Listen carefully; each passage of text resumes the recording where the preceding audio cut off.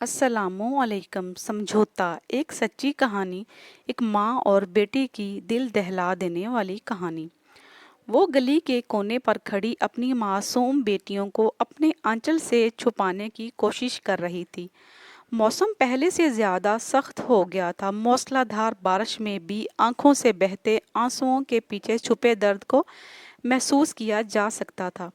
وہ 3 سال کی ہی تھی جب اس کی والدہ اس دنیا میں بے یار و مددگار چھوڑ کر چلی گئی۔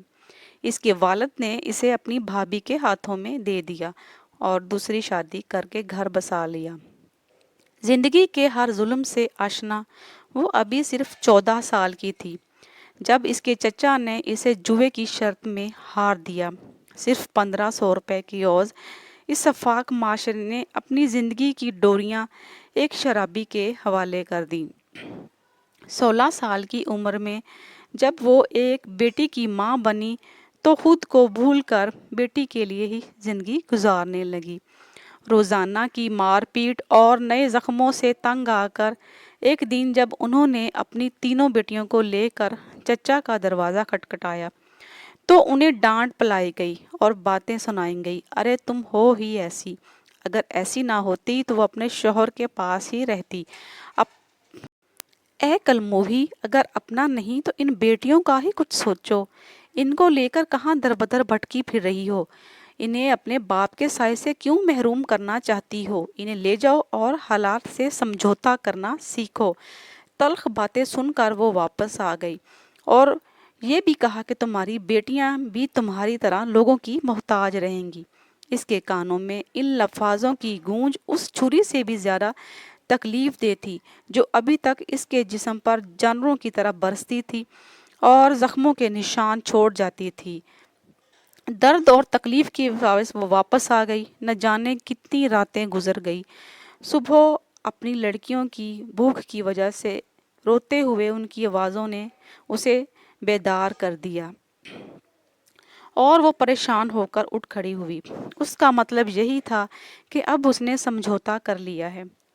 وقت گزرتا گیا اور اپنی بزدلی دکھاتی رہی اور روز بروز ایک نئے زخم اور ایک نئی پریشانی کے ساتھ گزارا کرتی رہی، لیکن اس نے سمجھوتا کر لیا تھا۔ تاریخ کے کیلنڈر پر 10 سال گزر گئے۔ رات کے اس وقت جب اس کے دروازے پر دستک ہوئی تو وہ بخار میں تڑپتے ہوئے جسم کے گھسیٹتے ہوئے دروازے تک لے گئی اور پہنچ کر دروازہ کھولا تو کسی نے جلدی سے دروازہ کھول کر اندر گھسنے کی کوشش کی۔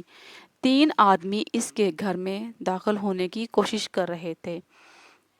خیر یہ وہ لڑکی ہے جس کے لیے اس کے باپ نے جوئے میں اس کو ہار دیا تھا، جس کے باپ نے اس کا سودا کیا تھا۔ یہ الفاظ یا تیر کانوں کو چھیدتے ہوئے گزر رہے تھے۔ ارے تم کیا کر رہے ہو؟ تم کون ہو؟ چھوڑو میری بچیوں کو، میری بیٹی کو چھوڑو۔ ماں مجھے بچاؤ، ماں مجھے بچاؤ۔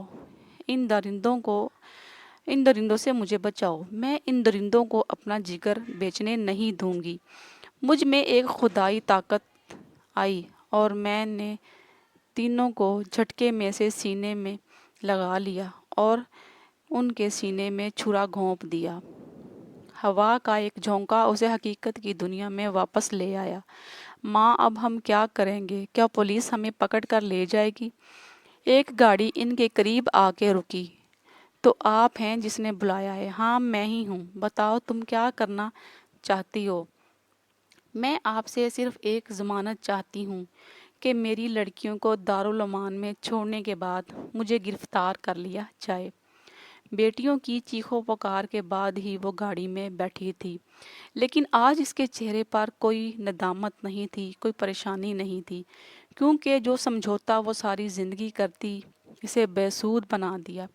آج اس کے فیصلے نے اسے بچوں کو سمجھوتے سے بچا لیا، کیونکہ عورت کو سمجھوتا کرنا چاہیے، لیکن ایک ماں اپنے بچوں کی عزت پر کبھی سمجھوتا نہیں کر سکتی۔ مزید اچھی ویڈیوز کے لیے چینل کو سبسکرائب کر کے بیل کو پریس کر دیں اور لائک لازمی سے کریے گا۔ اچھے کامنٹ کر کے بتائیے گا کہ ویڈیو کیسی لگی۔ ملتی ہوں نیکسٹ ویڈیو میں۔ جزاک اللہ۔